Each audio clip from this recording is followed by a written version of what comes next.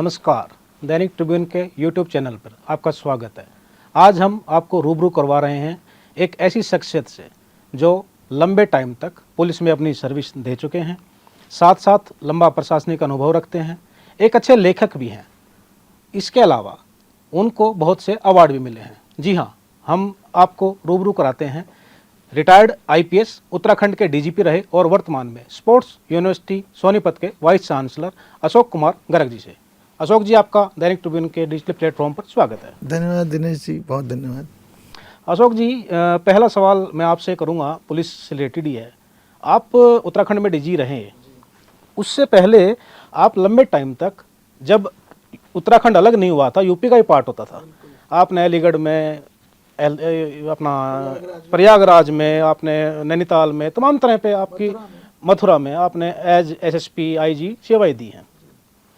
वो यूपी और आज का यूपी, गैंगस्टर के नाम से बदनाम यूपी और आज का यूपी, कितना बदलाव मानते हैं? मुझे तो लगता है बहुत फ़र्क आ गया। क्राइम भी बहुत ज़्यादा था जब हम थे। मैं रहा वहाँ पे एक प्रकार से 90 से 2000 तक, 10 साल में मैंने वहाँ प्रयागराज से पहली पोस्टिंग की थी, फिर अलीगढ़, शाहजहाँपुर, मैनपुरी वगैरह रहते हुए एसएसपी मथुरा मेरी लास्ट पोस्टिंग थी। रामपुर भी रहा मैं। तो क्राइम बहुत ज़्यादा था और कम्युनल भी बहुत ज़्यादा था जी। गैंगस्टर्स थे, कम्युनल टेंशन भी बहुत ज़्यादा होती थी और गैंगस्टर बहुत ज़्यादा थे जी। तो आज जो हम देख रहे हैं यूपी को, मेरे विचार से यूपी बहुत बदल गया है। क्राइम भी कंट्रोल हुआ है, लॉ एंड ऑर्डर भी कंट्रोल हुआ है, कम्युनलिज्म भी कम हुआ है। क्या मानते हैं इसके पीछे क्या कारण रहे? मतलब योगी सरकार को आप श्रेय देना चाह रहे हैं? कहीं ना कहीं गवर्नमेंट को ही देंगे या पुलिस को देंगे या प्रशासन को देंगे। बात हरियाणा की करते हैं, हरियाणा में लॉ एंड ऑर्डर की पोजीशन आज के दिन ठीक नहीं है। मैं तो इस पर कोई कमेंट नहीं कर सकता।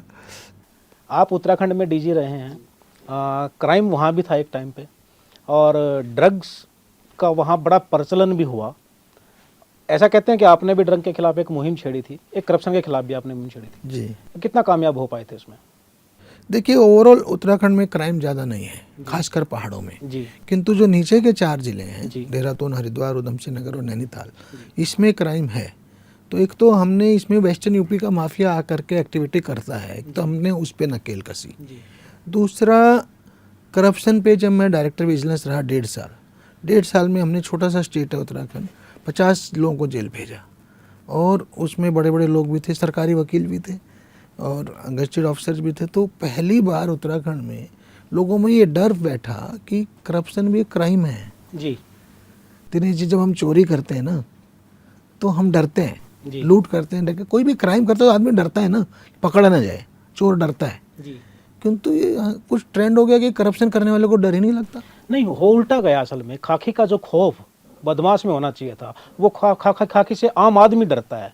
इस पे शायद एक किताब भी आपने लिखी मैंने है, इस पे किताब लिखी है, खाकी में इंसान। जी। तो इसके पीछे का मकसद भी शायद यही रहा होगा, ये समझाना चाह रहे होंगे कि खाकी के अंदर जो लोग हैं वो भी इंसान है। बिल्कुल। तो क्यों डरते हैं लोग? नहीं, ये एक कहीं ना कहीं ब्रिटिश लिगेसी है जी।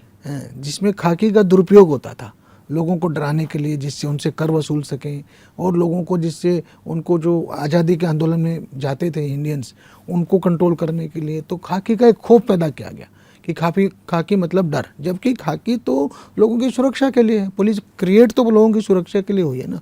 तो आम आदमी को तो पुलिस को देख के खुशी होनी चाहिए, डर होना चाहिए बदमाशों में, क्रिमिनल्स में, गैंगस्टर्स में। वही कह रहा हूँ, होता उल्टा है ना आमतौर पे। अब सबने तो कोशिश की और उत्तराखंड में तो सुधर गया जी, ये तो मैं पक्का श्योर हूँ। आप उत्तराखंड में जाइए, आम आदमी पुलिस को देख के डर। ये आपकी पुस्तक भी मेरे को लगता है 3-4 लैंग्वेजेस में थी, मराठी में भी थी जी, उसकी मराठी, बंगाली, गुजराती में ट्रांसलेशन हुआ, इंग्लिश और हिंदी में तो ओरिजिनल थी। इसको शायद कोई अवार्ड भी मिला। अभी इसको ओडिया में भी ट्रांसलेट हो रही है जी। अवार्ड मिला है इसको, जीबी पंत अवार्ड मिला है, गोविंद वल्लभ पंत MHA की BP RND जो वो है, उनके द्वारा अवार्ड दिया गया है। पुस्तकें लिखने का शौक कब से हुआ? पढ़ता तो मैं शुरू से था जी। आप हैरान होंगे, मैंने पहली बार 4th क्लास में महाभारत पढ़ी थी। आपकी तो पढ़ाई भी कोराना गांव से हुई? हाँ जी, बिल्कुल, पानीपत जिले में। पानीपत जिले में। हाँ, आपकी प्राइमरी एजुकेशन भी शायद वहीं से है? प्राइमरी भी और 10वीं तक वहीं गांव से हुई, और 11वीं 12वीं जिसको सीनियर सेकेंडरी बोल, सेकेंडरी, प्राइमरी और सेकेंडरी गांव से, सीनियर सेकेंडरी जिसको बोलेंगे 11वीं 12वीं, वो हिंदू कॉलेज सोनीपत से। तो मैं किताबें 4th क्लास में मैंने महाभारत पढ़ डाली थी। तो उसके बाद से शौक़ बढ़ता गया और मैं किताबें पढ़ता था, और 20 साल की सेवा के बाद लगा कि इतने अनुभव इकट्ठा हो गए हैं उनको कहीं ना कहीं कागज़ पे उतारना चाहिए। तब मेरी किताब खाकी में इंसान आई। क्रैक सिविल सर्विसेज एक बुक आपने लिखी है, द ओपन सीक्रेट। हाँ, cracking civil service the open secret. जी जी। तो ये बुक लिखने के पीछे क्या, बच्चों को यूपीएससी की और यस, कैसे जा सकते हैं, उसका मकसद यही था कि बच्चों को कैसे तैयार क्रैक करें। करेंगे यूपीएससी। हाँ, कि कैसे यूपीएससी क्रैक किया जाए, गांव से उठ के गांव वाले भी बच्चे सब क्रैक कर सकते। तो कह सकते हैं आपकी बेटी ने कुहू ने भी आपकी बुक से जो है प्रेरणा ली है, उन्होंने अब उसे- यूपीएससी क्रैक किया है, भले ही वो आपकी तरह आईपीएस ऑफिसर बन रही है। बुक से ली या मेरे जीवन से ली, जैसे भी कहें, यद्यपि वो इंटरनेशनल खिलाड़ी थी। और बैडमिंटन की अच्छी प्लेयर हैं आपकी तरह, आप भी एक अच्छे खिलाड़ी हैं, कुहू भी एक अच्छी इंटरनेशनल प्लेयर है, तो स्पोर्ट्स में कैरियर चुनने की बजाय आईपीएस क्यों चुना? नहीं, मैं वहीं पे आ रहा था कि उसका तो पूरा लाइफ बैडमिंटन में था, और वो 9 साल 8 साल की एज से बैडमिंटन में आ गई थी। जी 7 साल इंडिया टीम में रही, गोपीचंद एकेडमी में रही, जी जूनियर सीनियर दोनों में एशियन चैंपियनशिप खेला, वर्ल्ड चैंपियनशिप खेला, जी और वर्ल्ड रैंक 34 तक गई मिक्स डबल्स में। जी जी। किंतु उसके बाद उसके एक नी इंजरी हो गई कोरोना के बाद। ओके। हाँ, उसकी उसे सर्जरी करानी पड़ी 2022 में। तो उस नी इंजरी के दौरान उसने, चूंकि खाली थी, 1 साल का गैप था, तब सोचा क्या करें। तो वो उन्होंने कोचिंग तो बस वो नहीं, कोई कोचिंग भी नहीं की उसने, ऑनलाइन ही किया, सब घर पे ही किया।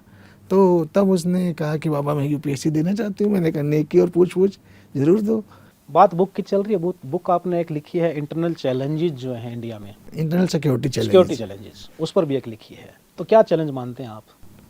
देखिए, भारत की सिक्योरिटी पे ना, आंतरिक सुरक्षा के 3 बड़े चैलेंज हैं। जी सबसे बड़ा है Kashmir, because we were on board में दैट प्रॉब्लम। जी 1947 से हमारे साथ चल रही है कश्मीर की बिल्कुल चल समस्या।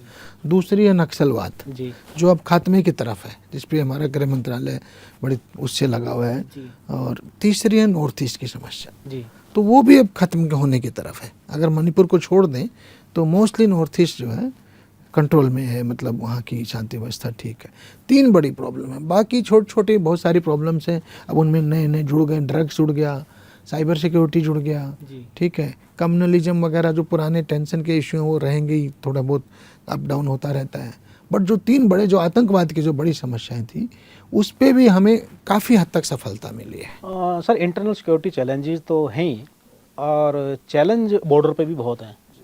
ऑपरेशन सिंदूर अभी होके हटा है, तो आप खुद भी सीआरपीएफ और बीएसएफ में बतौर आईजी सेवाएं दे चुके हैं, तो वहाँ किस तरह का चैलेंज आपको देखने को मिला, और क्या आप क्या मानते हैं कि जो वहाँ बॉर्डर पे जो लोग, जो फौजी हमारी सेवा करते हैं, वो किन किन परिस्थितियों से का सामना करना पड़ता है उनको?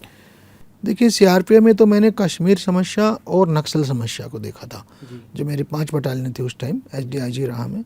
और बीएसएफ में मैंने बांग्लादेश बॉर्डर देखा और पाकिस्तान बॉर्डर और पंजाब। तो पाकिस्तान मतलब वही पंजाब वाला पाकिस्तान बॉर्डर। जी तो इन दोनों बॉर्डर की समस्याएं अलग अलग हैं। जो बांग्लादेश बॉर्डर पे अगर आप देखिए तो वहाँ की समस्या इन्फिल्ट्रेशन, जी ठीक है ना, जो आदमी घुसपैठ कर रहे जी हैं। घुसपैठ है। हाँ, फिर वहाँ की समस्या काउ कैटल स्मगलिंग, ओके। हाँ, कैटल को पार करा रहे हैं लोग इलीगल। तो ये, और कहीं ना कहीं एक वो भी थी, फैंसी ड्रिल करके एक चीज़ होती थी। तो ये वहाँ की बड़ी समस्या घुसपैठ है, और दूसरा कैटल स्मगलिंग है। जी यहाँ की प्रॉब्लम टेररिस्ट इन्फिल्ट्रेशन है, ड्रग्स है, ड्रग्स भेज रहे हैं लोग पाकिस्तान से थ्रू ड्रोन, थ्रू सुरंग जी हैं। तो एक बार मैंने 22 किलो ड्रग पकड़ी थी, 110 करोड़ की हीरोइन पाकिस्तान बॉर्डर पे, अमृतसर के पास। तो चैलेंजेस बहुत सारे हैं, बट जवान हमारा किन परिस्थितियों में दिन रात गार्ड कर रहा है। मैं तो बीएसएफ की ड्यूटी देख के हैरान होता था, 6 घंटे दिन में ड्यूटी करता, 6 घंटे रात, एक ही जवान। जी इसका मतलब उसे नींद भी 2 टुकड़ों में करनी पड़ती है। बिल्कुल। एक कंटिन्यूस 7-8 घंटे की नींद नहीं ले पाता वो। तो हाँ, बिल्कुल कैसे ले पाएगा? तो इतनी टफ ड्यूटी है उसकी। और दूसरा चैलेंज मैंने बीएसएफ का देखा कि पाकिस्तान की तरफ तो अगर दुश्मन दिख जाए देखते ही गोली मार दो। जी और बांग्लादेश बॉर्डर पे ये रूल नहीं है, वहाँ की कोशिश करो, क्योंकि उन दिनों शेख हसीना गवर्नमेंट थी बांग्लादेश में, तो फ्रेंडली थी इंडिया के, उन्हें हमारे टेररिस्ट भी पकड़ पकड़ के दिए नॉर्थ ईस्ट साइड के। तो उन दिनों ये हुआ था कि नहीं, गोली मारना अवॉइड करना है, हो सके तो पकड़ लो, गोली नहीं मारनी।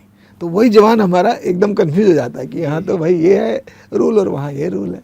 एनीवे, ये तो चैलेंज चलते रहते हैं सिक्योरिटी के, और बहुत सारे चैलेंज हैं मतलब उनके सामने, बट टफ ड्यूटी है। बीएसएफ की ड्यूटी बहुत टफ है, इसमें कोई शक नहीं। बात करते हैं सर अब खेल की। स्पोर्ट्स यूनिवर्सिटी देख रहे हैं, उसके वाइस चांसलर हैं। 2017 में शायद इसकी घोषणा की थी मनोहर लाल की सरकार के टाइम पे, 22 में एक्ट बना। 22 में एक्ट बना। एक्ट क्या बना है? एक्ट कई बार बने हैं, बिल आए, पास हो गए, फिर वापस ले लिए गए, कभी सेंट्रल गवर्नमेंट से किसी तरह का ऑब्जेक्शन लगे हैं। जो अभी वर्तमान में जो एक्ट है वो 22 में बना। हाँ जी, अप्रैल 22 में। अमेंड उसमें भी हुआ है कुछ, उसमें बहुत माइनर अमेंडमेंट कराया हमने, मैंने कैंपस रिलेटेड है शायद। क्या हो गया था मैं बता भी दूं, वो उसमें हम लोग एफिलिएशन देश भर में कहीं भी दे सकते थे जी, जबकि अभी कुछ UGC की यूजीसी गाइडलाइन आ गई है कि आप सिर्फ अपने स्टेट में दे सकते हो। इतना ही अमेंडमेंट कराया है।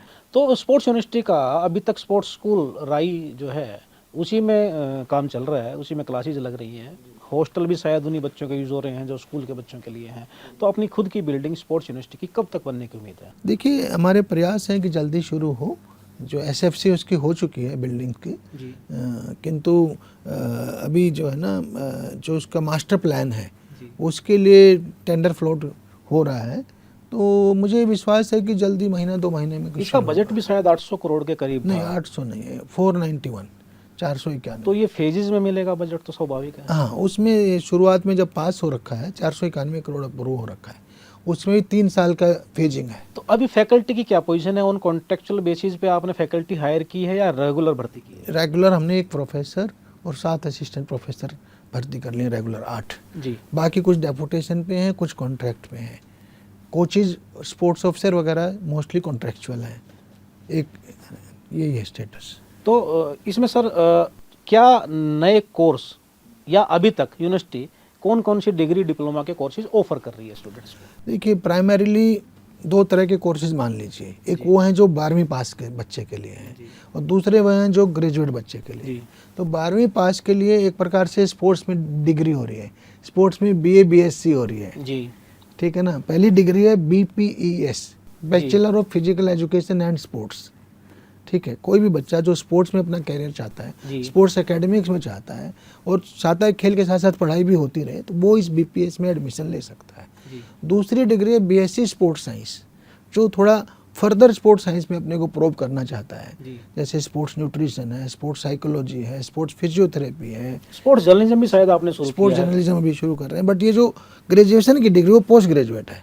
ये ग्रेजुएशन की डिग्री 12वीं के पास है और आप स्पोर्ट्स मतलब BSc स्पोर्ट्स में कर सकते हो। जो BSc पहले खाली फिजिक्स केमिस्ट्री मैथ्स में होती थी, अब BSc स्पोर्ट्स साइंस में कर सकते हो। UGC अप्रूव्ड है यूनिवर्सिटी, तो आपकी डिग्री लेकर के जो बच्चा 12वीं में आएगा और ये डिग्रियां लेगा, आप देश का कोई भी एग्जाम दे सकते हो ग्रेजुएशन वाला। आप समझ गए ना, UPSC का, HPSC का, इस हर एग्जाम के लिए आप एलिजिबल हो जाते हो। ये हुआ आपका 12वीं के बाद। फिर एक कोर्सेज हैं ग्रेजुएशन के बाद, वो 1 साल का डिप्लोमा है। एक तो MPS है 2 साल की, master of physical education and sports, basically MA MSc हो जाएगी। दूसरा है PG diploma in sports coaching और PG diploma in sports science. ये दोनों 1 साल के हैं। तो इसके लिए आपको ग्रेजुएट होना चाहिए। अगर आप कोच बनना चाहते हो तो आप कम से कम नेशनल लेवल के खिलाड़ी हो या इंटर यूनिवर्सिटी खेला हो मिनिमम, या नेशनल खेला हो या इंटर यूनिवर्सिटी खेला हो, तब आपको इसमें दाखिला मिलेगा। और फिर आपको 1 साल तक में पढ़ा करके कोच बनाएंगे। उसमें आपको प्रैक्टिकल भी सिखाएंगे, थ्योरी भी सिखाएंगे, स्पोर्ट्स साइंस भी सिखाएंगे। तो आप 1 साल में कोच बन जाओगे, जैसे NIS बनाता है। दूसरा 1 साल के ये हमने स्पोर्ट्स साइंस में शुरू करें, sports nutrition, sports journalism, sports management, sports psychology. तो ये भी आप करके 1 साल में आप एक प्रकार से आप जो है अपना लेवल बढ़ा सकते हो। मतलब ये कह सकते हैं कि मार्केट की जो डिमांड है उसके अनुरूप हिसाब से आप जो है हिसाब से कोर्सेज डिजाइन और डिग्री के कोर्सेज आपने डिजाइन लॉन्च किए हैं, डिजाइन किए हैं। तो सर मैं जानना ये चाहूँगा कि जो अभी कैंपस आप यूज कर रहे हैं, आपके जो जितने भी स्टूडेंट्स हैं, कितने हैं आज की डेट में स्टूडेंट्स? अभी हमारे लगभग 700 हो जाएंगे। यूनिवर्सिटी की बात कर रहा हूँ। अभी 1 अगस्त से जो कैंपस शुरू होगा लगभग 700 बच्चा होगा। 700 ही स्कूल में है, लगभग 700 प्लस। स्कूल तो आपका बहुत गिरावट पे है इन दिनों ना। कोशिश कर रहे हैं उसको रिस्टोर करने की, उसको वापस उसी प्रतिष्ठा पे लाने का पूरे प्रयास चल रहे हैं। क्योंकि एक टाइम ये होता था कि यूनिवर्सिटी से हम स्कूल पे आ गए अचानक से, स्पोर्ट्स स्कूल की पोजीशन ये होती थी कि वहाँ एडमिशन के लिए सिफारिशें होते थे, रिटन टेस्ट होते थे, शायद आज भी टेस्ट तो आज भी है, छोटी मोटी सिफारिश आज भी है, बट ऑफ कोर्स पुराने दिनों से कम हो गया है। लेकिन अब वो पोजीशन रही नहीं है, वो रैंकिंग भी नहीं रही है। दून के साथ मुकाबला होता था कभी दून स्कूल के साथ कि दून में एडमिशन हो जाता है, यहाँ हो जाए तो एक जैसी बात है। लेकिन आज स्पोर्ट्स स्कूल में कोई बहुत ऐसा नहीं है, उसको वापस उसके गरिमा तक वापस लेकर आ रहे हैं, पूरे प्रयास चल रहे हैं। तो आपके उसमें स्कूल में स्टाफ तो है ही नहीं? स्टाफ की कमी है, स्टाफ के रिक्रूटमेंट का प्रोसेस शुरू किया है, नंबर 1। नंबर 2, जो बच्चे हैं उनके लिए मैंने एक सुपर 200 स्कीम निकाली है कि जो बच्चा स्पोर्ट्स में अच्छा है उसको स्पोर्ट्स में आगे लेके जाएंगे, जो पढ़ाई में अच्छा है उस पर पढ़ाई पे फोकस करेंगे। ठीक है, एक मिनिमम लेवल ऑफ स्पोर्ट्स सबके लिए मैंडेटरी है जी, इवन जो पढ़ाई का अच्छा है उसके लिए भी, किंतु जो पढ़ाई में अच्छा है फिर उसको सेकंड जो शिफ्ट है, हमारे सुबह और शाम दोनों टाइम होता है स्पोर्ट्स, तो वो उसमें कमी कर देंगे। और जो स्पोर्ट्स में बहुत अच्छा है उसको 1 घंटा एक्स्ट्रा देंगे, जिससे कि वो आगे तक जा सके, जो एकेडमीज के लेवल पे जा करके नेशनल और स्टेट में टक्कर दे सके। अब हमारे बच्चे परफॉर्मेंस पे आ रहे हैं, आप देखना। तो मतलब हम मान सकते हैं कि स्कूल आपका, जैसे अफवाहें थी कि स्पोर्ट्स स्कूल को बंद करने की तैयारी है सरकार की, उसको बढ़ाने की तैयारी है, उसको बढ़ाने की तैयारी है। मैं बता दूं, स्पोर्ट्स ग्राउंड्स थे उनके जी, उनके स्टेडियम्स थे, उनके ऑडिटोरियम थे, सब डिके पे था, हाँ, शूटिंग रेंज भी है, सब स्विमिंग डिके भी पे है, था। हॉर्स राइडिंग भी है, बहुत हमने सी सब facilities- वापस ट्रैक पे ला रहे हैं, हर एक को अपग्रेड कर रहे हैं, ऑलरेडी काम शुरू हो गया, टेनिस में, स्विमिंग में, सब जगह काम शुरू हो गया।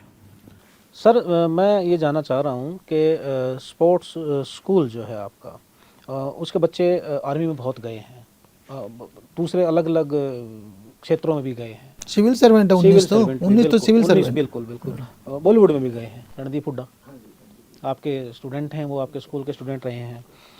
तो लेकिन पिछले 2-3 साल के जो रिजल्ट्स हैं वो बहुत चिंताजनक हैं, वो बहुत ज़्यादा, कोई ऐसा नहीं है कि कोई बहुत बड़ी अचीवमेंट लेके आए हैं।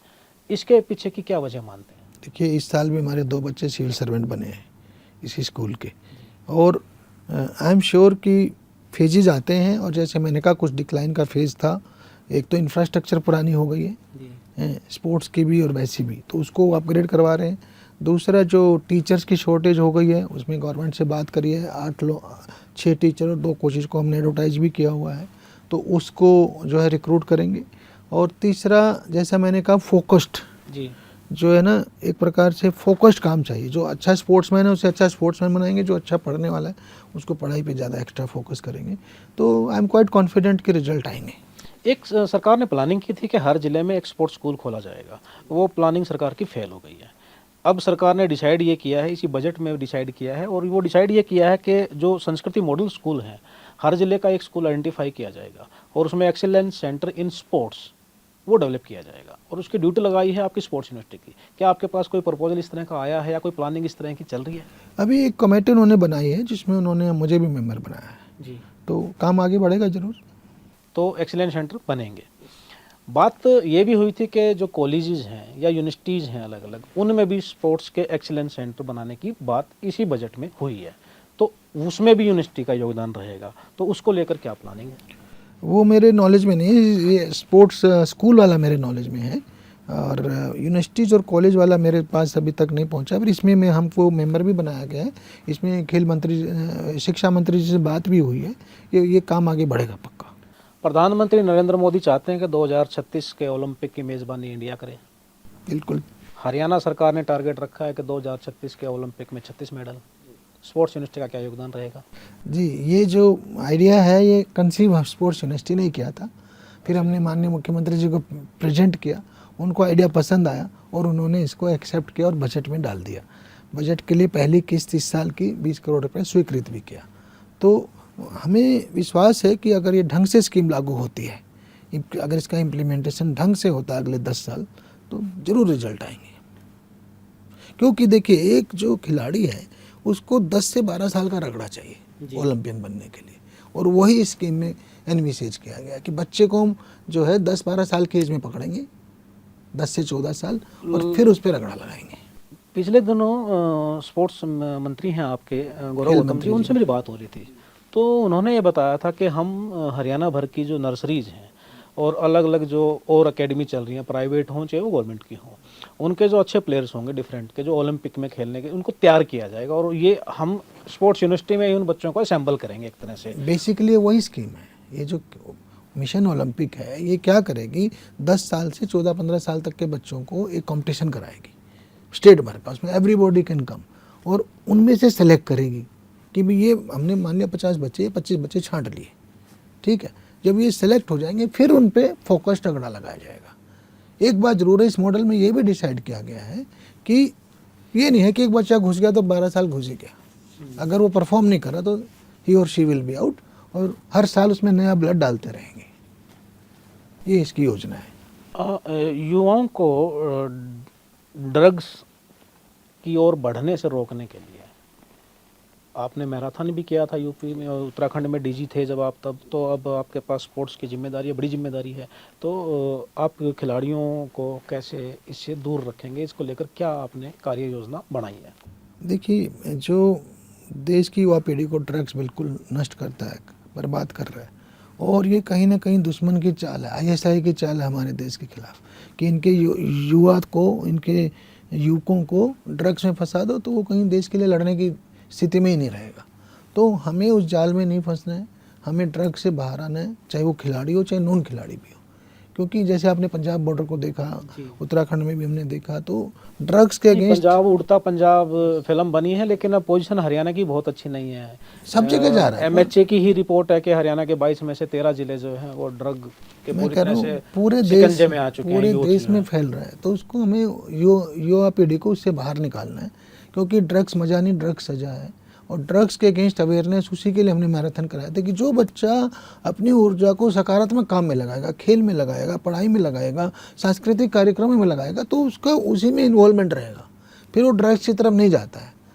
तो ड्रग्स तो नेगेटिविटी है, नकारात्मकता, उससे हमें बाहर निकालना है। पेरेंट्स को भी, बाकी समाज को भी मिल करके एफर्ट करना है। दूसरे एंड पे ड्रग्स पे काम होना चाहिए, उसकी अगेंस्ट एनफोर्समेंट, जैसे जो पुलिस करती है, कि जो भी ड्रग्स को फैला रहे हैं उनको पकड़ा जाए, उन रैकेट्स को। तो यही सॉल्यूशन है। एक ऑपरेशन मुक्ति आपने चलाया था जी उत्तराखंड में जी। भिखारी के बच्चे, भिखारी जो जिन बच्चों को भिखारी बना दिया जाता है, भीख मांगने के मजबूर किया जाता है, ऐसे कुछ मेरे ख्याल में 4 से 5 हज़ार बच्चे आपने उस लाइन से हटा के उनको स्कूलों में डाला था। अडॉप्ट किए थे क्या वो बच्चे आपने? देखिए, वो मॉडल ये था कि हमने स्लोगन दिया था, भिक्षा नहीं शिक्षा दो। जी। कि हम जब सड़क पे बच्चों को भीख मांगते देखते हैं तो हम दया करके उनको पैसा दे देते हैं। वो हमने एवरेज निकाली, 15,000 प्लस का मंथली बैठ रहा था। तो पेरेंट्स तो घर में बैठे ऐश कर रहे हैं और बच्चों को भीख मांगने को छोड़ दे रहे हैं, ये चल रहा था। तो हमने कहा भाई ये नहीं चलेगा, अब हम भिक्षा दे के उनको भिक्षावृत्ति पे डिपेंडेंट बना रहे हैं। तो बेस्ट तो ये हो कि हमें भिक्षा ना दे, उन्हें शिक्षा दे। अगर आप उनका भलाई करना चाहते हो तो इनको स्कूल में डालो, अडोप्ट अ चाइल्ड। पुलिस ने नहीं किया, लोगों को कहा कि आप अडोप्ट अ चाइल्ड। तो हमने उनको प्राइवेट स्कूलों में, सरकारी स्कूलों में, ऐसे लगभग मेरे 5 साल के कार्यकाल में, मैं पहले डीजी लॉ एंड ऑर्डर भी था, हमने लगभग 4100 बच्चों को 5 साल में इस अभियान ऑपरेशन मुक्ति के अंतर्गत स्कूलों में डाला। अब मेरा सर आखिरी सवाल है आपसे, हरियाणा में तो ये ट्रेंड है, खासकर रिटायर्ड आईएएस हों, आईपीएस हों, अब तो एचसीएस और एचपीएस भी सेवा के बाद राजनीति को चुनते हैं। तो आपका क्या इरादा है? अभी तो कोई इरादा नहीं है, आप देख ही रहे हैं, मैं तो अभी भी एडमिनिस्ट्रेशन में ही हूँ कहीं ना कहीं। अभी इस बार एकेडमिक में आ गया, स्पोर्ट्स में आ गया, तो मतलब पॉलिटिक्स का कोई आपको अभी कोई इरादा नहीं, अभी नहीं है, आगे हो सकता है? 99% नहीं। थैंक यू अशोक जी, आपके में पधारे, आपका धन्यवाद। Thank you. तो ये थे स्पोर्ट्स यूनिवर्सिटी सोनीपत के वाइस चांसलर, उत्तराखंड के डीजीपी रहे हैं। इनसे हमने सिक्योरिटी को लेकर भी बात की है, इंटरनल सिक्योरिटी को लेकर भी, बोर्ड की सिक्योरिटी को भी, बॉर्डर पर जो चैलेंजेस सैनिकों के सामने भी आते हैं, और वहाँ जो देश के सामने भी एक समस्या है, टेररिज्म सबसे बड़ी इन्होंने बताया। पाकिस्तान से किस तरह ड्रोन के जरिए बता रहे हैं कि अफीम, चरस, हेरोइन, पता नहीं क्या क्या इधर आ रहा है। दूसरा, स्पोर्ट्स, जो हरियाणा स्पोर्ट्स की एक हब है, स्पोर्ट्स की इंडस्ट्री बोलते हैं। स्पोर्ट्स के लिए, हरियाणा के खिलाड़ियों के लिए यूनिवर्सिटी क्या कुछ नए कोर्स लेके आ रही है, वो भी इन्होंने आज हमारे साथ साझा किया है। स्पोर्ट्स में कैरियर बना सकते हैं, स्पोर्ट्स 12वीं के बाद भी आप अब एक अच्छे आप जॉब हासिल कर सकते हैं। इन तमाम बातों पर इन्होंने हमारे साथ बातचीत की है। अशोक जी, आपका फिर से धन्यवाद। धन्यवाद दिनेश जी।